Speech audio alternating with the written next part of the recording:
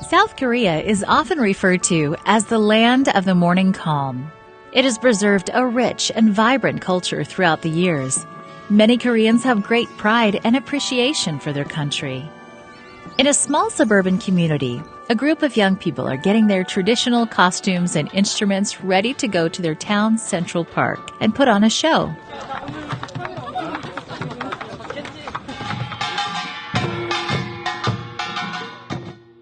They've been practicing for weeks, and the community recognizes their beat. But who are they? They are down south in Naju City, and there is a very much unique church. All the church members are youth members, middle school students and high school students, except the pastor and his wife. This youth church is run by the youth and for the youth. They've built a solid group of members who are involved in all the church's activities. The traditional costumes and instruments are just one of their many activities to greet the community. But this church didn't always work this way. Pastor Shin used to be a deacon in a church. His oldest daughter, Bo Hwa, was a middle school student. There was no one her age in the church, and she was lonely. So Bo Hwa's mother knew she had to find friends for her daughter in the church. In the beginning, she didn't have enough funds from the church. Therefore, she began to bake a Korean-style pancake on the street.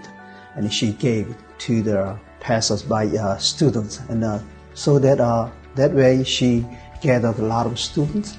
And then as of now, the church baptizing 20 or also young people every year. Thanks to the mother's efforts and pancakes, the youth congregation was growing. As the church grew, Bo Hwa's father felt the call to join the ministry. At that time, Bo Hwa's father was a deacon, but he was feeling God's call to be a minister. When he was 47 years old, he went to the theology training, and his older daughter followed him. And then eventually the youngest daughter followed.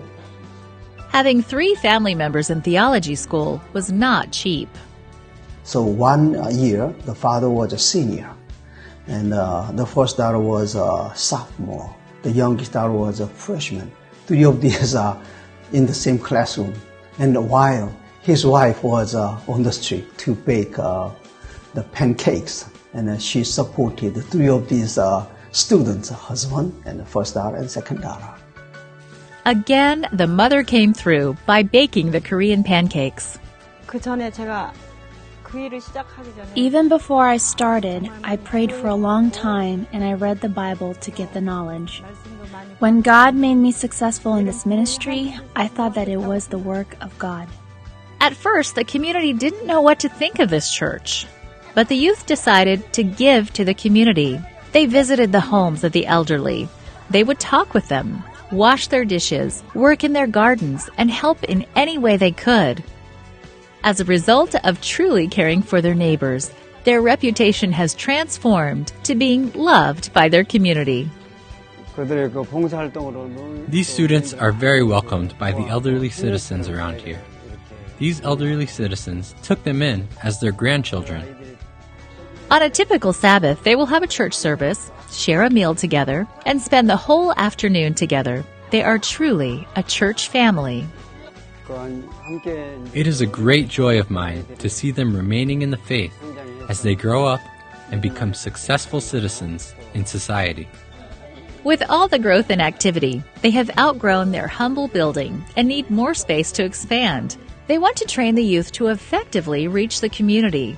A portion of your mission offerings will go toward building a mission institute for the youth so they can be properly trained to introduce their neighbors to Jesus. Please pray for the members of this church. Pray that this group will continue to grow and more hearts are touched by Jesus.